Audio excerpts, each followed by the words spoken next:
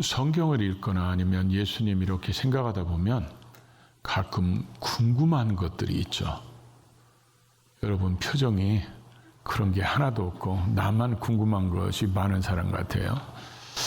그래서 그런 궁금한 것이 있으면 그걸 나중에 성경에서 그 해답을 얻거나 어떤 하나님이 깨우침을 주시면 그 기쁨, 그 감격은 굉장히 크고 오래갑니다. 그래서 제가 새가족 공부를 할 때 주로 이런 내용들을 많이 가르칩니다. 제가 어느 날 성경을 읽다가 갑자기 이런 생각이 들었어요. 예수님과 제자들이 그 공생의 기간 동안에 누가 밥을 해줬을까? 누가 온갖 잡일을 다 했을까? 왜냐하면 지금처럼 식당이 많고 여관들이 잘 돼 있는 시대가 아니었고 또 그들은 한 곳에 머무르는 게 아니라 계속해서 돌아다니면서 복음을 전하는데 그런 예수님의 사역을 누가 감당했을까? 누가 뒷바라지했을까? 이게 굉장히 궁금했었어요. 그러다가 어느 날 성경을 읽는데 또 하나님이 그러는 걸 또 깨닫게 하시려면 성경이 글씨가 크게 보이거나 감동이 오거나 이래서 깨닫게 하시죠. 그 오늘 본문을 통해서 그 궁금증이 이제 깨달아지고 이제 해결됐습니다. 오늘 본문에는 두 종류의 사람이 등장합니다. 예수님 사역을 돕는 남자들이 등장합니다. 그 12제자들이죠. 또 한 부류는 여자들이 등장합니다. 이 당시 예수님의 제자들은 공생의 초기에는 훈련도 덜 됐고 준비가 덜 됐기 때문에 별로 할 일들이 없었던 것 같아요. 주로 사람들 줄 맞춰 세우고 따르고 이런 거나 했겠죠. 근데 여자들이 오히려 큰 일을 한 것이 공생의 기간 동안에는 더 많았던 것 같아요. 예수님 제자들은 예수님이 붙잡혀 갈 때 다 도망갔잖아요. 그러고 예수님이 십자가 밑에도 대부분 다 도망갔고 그리고 잡힐까봐 숨어 있었던 사람들. 근데 여자들은 그 자리도 있었고 십자가 밑에도 있었고 무덤에도 가고 또 안식 후 첫날 향품을 바른다고 새벽 미명해 갔고 그래서 여자들이 부활의 첫 목격자가 되는 모습들을 보게 됩니다. 당시 사회에서는 여자들의 그 인식이 굉장히 나눠서 성경에서 여자들의 이름을 직접 기록하거나 이런 경우는 많지 않습니다. 그래서 어떤 여인들 때로는 익명을 쓰거나 그런 경우들이 많이 있었죠. 12제자들이 그렇게 주님을 도와서 일을 했지만 그게 이제 겉으로 보여지는 모습이었고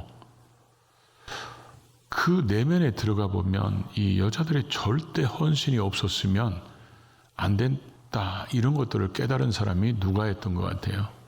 이 누가는 자기가 바울과 함께 복음을 전하러 다니다 보니까 복음이 들어가고 하나님 나라가 이루어지며 교회가 세워지는 모습들을 보면서 거기에 전적으로 헌신하는 사람들이 대부분 여자들이었다는 거예요. 그러다 보니까 누가는 갑자기 이런 생각이 들었겠죠. 그러면 예수님 당시에는 누가 예수님과 제자들의 사역을 돕는 헌신자였을까? 그래서 누가는 이제 당시 사람들을 통해서 추적해 봤겠죠. 누가가 누가복음을 기록할 때는 예수님이 부활 승천하시고 나서 30년이 훨씬 넘게 지났을 때입니다. 그러다 보니까 그때 예수님 당시에 헌신했던 사람이 누구인지 또 어떤 헌신을 했는지 그런 걸 누가가 들으면서 아마 누가 입장에서도 그랬을 거예요. 겉으로 볼 때는 예수님 제자들이 다 한 것 같은데 이 여인들이 헌신이 없었으면 쉽지 않았을 것 같다. 그래서 이 내용을 반드시 기록으로 남겨야 되겠다. 이런 생각이 들었을 것 같아요. 그래서 그런 생각으로 이 본문을 기록해서 그래서 이 본문을 기록할 때 누가는 어떤 여인이 어떤 일을 했다 이렇게 익명으로 문명으로 쓸 수도 있는데 여자들의 누가 그랬는지 어떻게 이 사람들이 은혜 받았는지 이걸 자세히 기록해 놓음으로 인해서 이 누가복음을 다른 표현으로 뭐라 하냐면 여인들의 복음서다 이렇게까지 얘기하고 있습니다. 우리가 누가복음을 읽다 보면 6장에 예수님의 제자들 이름이 쭉 나옵니다. 근데 제자들 이름은 그냥 쭉 한 번에 이름만 적고 넘어갑니다. 근데 8장에 와서는 여인들을 기록하는데 이 여인들이 주님으로부터 어떤 은혜를 받은 사람들인지 그리고 어떻게 주를 헌신했는지에 대해서 자세하게 기록해 놓으므로 6장의 제자들의 이름과는 대조적으로 기록한 것을 보여주고 있습니다. 그래서 누가가 볼 때는 이 여인들의 헌신을 기록하는 것이 당시 오고 오는 세대 속에 저와 같은 궁금증이 있는 사람들에게 해답이 될 수도 있고 아마 누가도 이게 굉장히 궁금해서 해답을 찾고 아마 성령의 감동으로 기록된 것 같아요. 또 오고 오는 세대 속에서 예수님의 사역을 가장 첫 번째로 도운 헌신자들이기 때문에 이런 헌신의 좋은 모델로 성경에 기록했던 것 같습니다. 그래서 이 본문을 보면 누가 교회 부흥의 주역인가? 그랬을 때 사람들은 사도들이요 이렇게 얘기할 때 누가는 아니야. 사도뿐만 아니라 헌신된 여인들이 있었어. 이걸 말하고 싶었던 것 같아요. 그래서 오늘 본문을 통해서 우리가 몇 가지 교훈을 얻고자 합니다. 먼저 첫 번째로 주님의 사역은 하나님 나라를 선포하고 복음을 전하는 것이었다는 거죠. 우리 1절을 같이 읽어볼까요?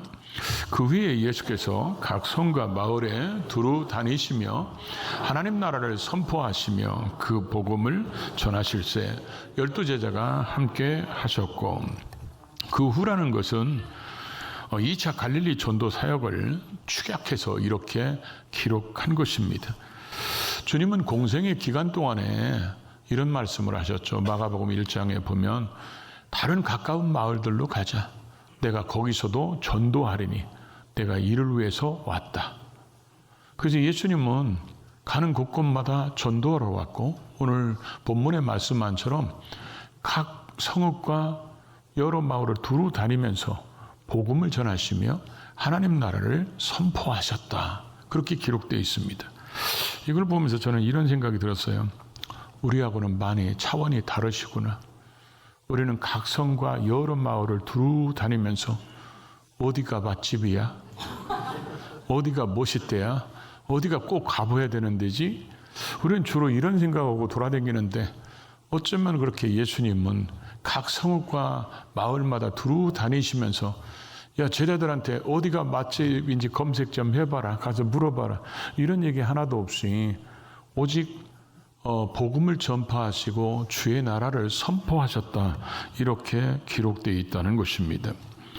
그것은 이 짧은 기절 속에 복음을 전파하시고 하나님 나라를 선포하셨다는 이 짧은 기절은 예수님께서 이 땅에 오셨던 그 본질적인 목적, 의도, 그게 분명했다는 것을 우리에게 보여주고 있다는 거죠. 예수님이 이런 사역을 하실 때 당시 사람들은 메시아를 기다렸습니다. 근데 그들이 기다리는 메시아는 하나님께서 의도하신 메시아가 아니라 자기들의 지금 로마의 압제에서 해방시켜줄 정치적 메시아를 기다렸습니다.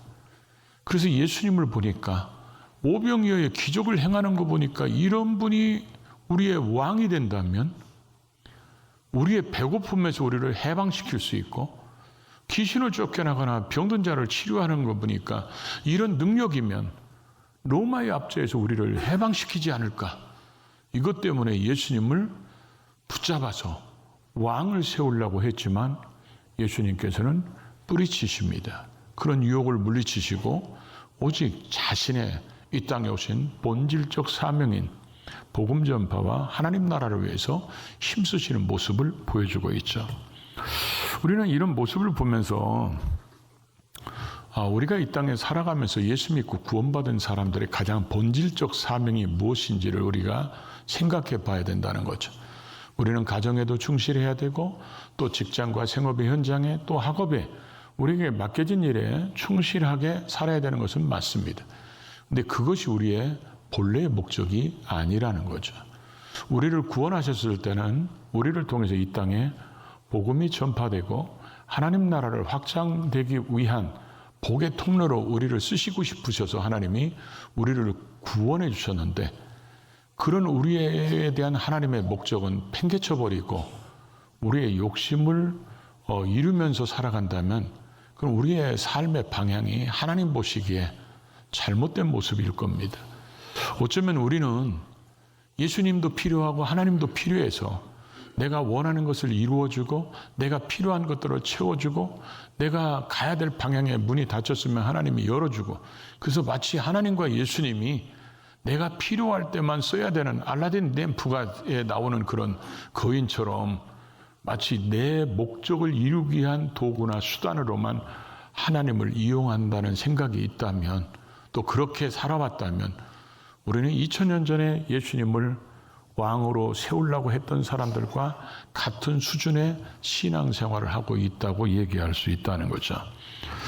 예수 그리스도가 이 땅에 오셔서 그 순간 하나하나가 복음이 전파되고 하나님 나라가 확장되기 위해서 사셨는데 과연 우리는 그런 모습으로 살아가고 있느냐는 겁니다.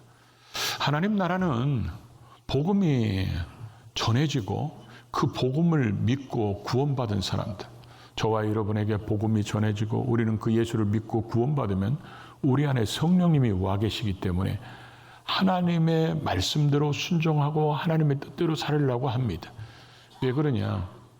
우리가 하나님 나라라는 것은 하나님을 왕으로 섬긴다는 의미입니다. 그래서 하나님이 말씀하시면 우리가 순종하고 하나님의 가치관으로 살고 하나님의 말씀이 우리의 삶의 기준이 되고 방향성이 되고, 그래서 하나님의 통치가 이루어지는 곳, 그 말씀대로 통치가 이루어지는 것이 하나님 나라인데 이게 복음이 들어가야 이루어지는 거거든요. 그래서 복음이 들어가서 하나님 나라가 이루어지면 그 사람이 머무는 가정이 하나님 나라가 돼야 되고, 그 사람이 머무는 직장이나 생업의 현장이나 사업의 현장이나 때로는 학교서나 아니면 그런 어떤 모임 속에 그 사람 때문에 하나님 나라의 영향이 사람들에게 미쳐지고 흘러가는 그런 일을 우리가 감당해야 하기 때문에 다른 사람보다도 먼저 구원받게 하셨다는 것입니다.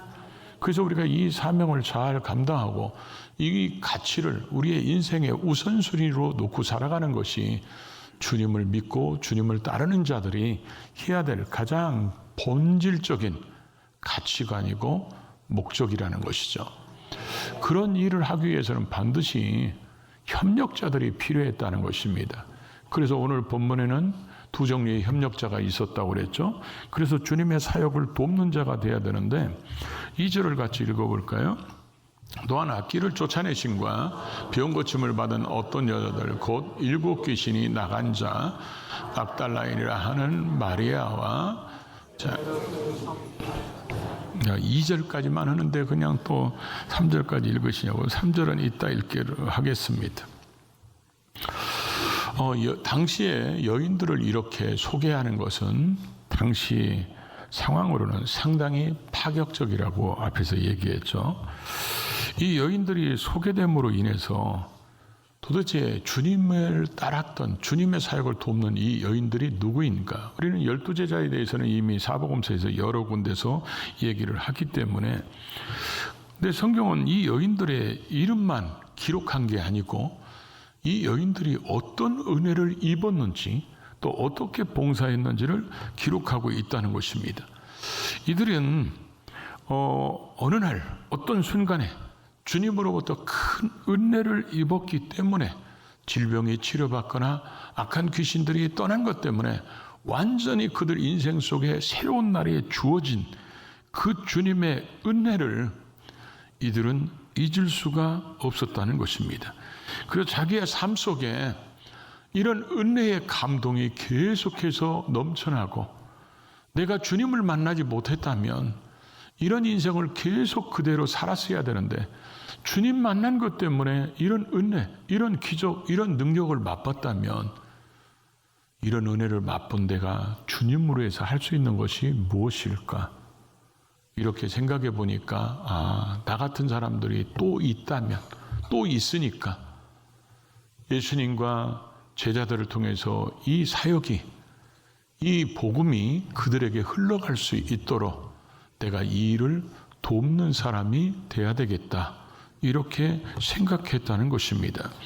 그래서 오늘 2절을 시작하면서 여기 여인들을 이름을 지금 호명하기 전에 뭐를 먼저 기록했냐면 악귀를 쫓아내심과 병 고침을 받은 어떤 여자들 곧, 그러니까 이 여기 나오는 여자들은 병 고침을 받든지 악한 귀신에서 쫓김을 귀신들이 쫓겨남으로 영적인 치유, 회복이 영적으로도 육체적으로도 일어났던 사람들이라는 거예요. 그러다 보니까 이 사람들은 자기가 받은 은혜를 어떻게든지 다른 사람에게도 흘러갈 수 있도록 자기 자신을 들여서 주를 위해서 헌신하는 삶을 살아가는데, 그 중에 대표적인 사람 두 사람을 소개하고 있죠. 그 중에 하나가 7 귀신이 쫓겨나간 막달라의 출신인 마리아. 성경에는 마리아가 굉장히 많이 나오죠. 예수님의 어머니 마리아도 있고, 요한의 어머니도 있고, 베다니 나사로에 거기도 마리아가 있고, 또 여기에도 마리아가 있는데, 이 마리아 중에서 기도를 제일 잘하는 여자죠. 이 마리아가. 왜냐하면 막달란 마리아 이렇게 써 있기 때문에 기도를 아주 잘하는 그런 여인입니다. 7 귀신 때문에 오랫동안 이런 영적인 짓눌림과 그런 고통 속에 살다가 주님 만나서 완전히 새로운 인생을 살게 되니까 이 여인은 자신의 삶을 복음을 위해서, 하나님 나라를 위해서 헌신자로 살았던, 그 성경에 가장 주님 만나서 헌신한 최고의 모델 중에 한 사람이 이 마리아입니다. 그래서 이 마리아는 이렇게 변화된 이후로 주님 곁을 거의 떠나지 않습니다. 그래서 제자들은, 남자들은 도망갔어도 그 순환당하고 십자가 밑에도 예수님이 무덤까지도 쫓아가고 새벽에도 쫓아가고, 그러고 나서 성경에서 부활의 첫 번째 목격자가 되는 그런 영광을 얻기도 한 사람입니다. 그 다음에 또 한 명의 여인을 소개하는데, 헤롯의 청지기 구사의 아내 요한나 이렇게 소개하고 있습니다. 저는 이 구사를 보면서 어떤 생각이 드냐면, 만약에 요한나가 기록되지 않았다면 이 구사도 기록될 필요가 없겠죠. 그러죠? 그러니까 요한나 때문에 기록됐어요. 그래서 제가 보니까 이 사람 호가 뭐라고 써있냐면 처덕 이렇게 써있더라고요. 저하고 똑같아요. 처덕으로 산다, 이런 사람. 그런데 청직이라는 말이 돌보다 또는 위탁하다 그런 얘기예요. 그래서 어떤 것을 돌아보고 그 사람에게 어떤 일을 위탁하다 이런 얘기인데, 때로는 그런 명예를 갖고 있다 이런 사람인데, 아마 이 헤롯의 청지기를 보면 오늘날로 보면 우리나라로 치면 행안부 장관 정도 해당되지 않을까. 근데 보통 이런 행안부 장관 정도면 대통령의 측근을 세우거든요. 그러니까 이제 왕의 측근의 사람이라는 거죠. 근데 성경을 읽다 보면 하나님께서 어떤 것을 기록했을 때 성경의 이 말씀에 아주 이 달콤함이 또 감동이 몰려올 때가 언제냐면, 하나님의 기록의 의도를 알게 될 때, 성경 저자가 왜 이걸 안 써도 되는데 굳이 이걸 썼을까 하는 그런 의도를 알게 되면 더 그 말씀이 마음에 더 와닿는 경우가 많이 있는데, 이 두 사람은 굉장히 대조적인 인생을 살아가는 거예요. 지금 이 당시 세상 속에서 모든 사람들이 볼 때 가장 천박한 여자, 더러운 여자, 가장 천한 여자, 그리고 가장 낮은 여자, 이렇게 얘기할 수 있는 사람이 마리아입니다. 막달라 마리아. 그 다음에 모든 사람이 볼 때 어쩌면 예수님을 따랐던 여인 중에서 가장 고관의 부인인지도 모르죠. 귀부인.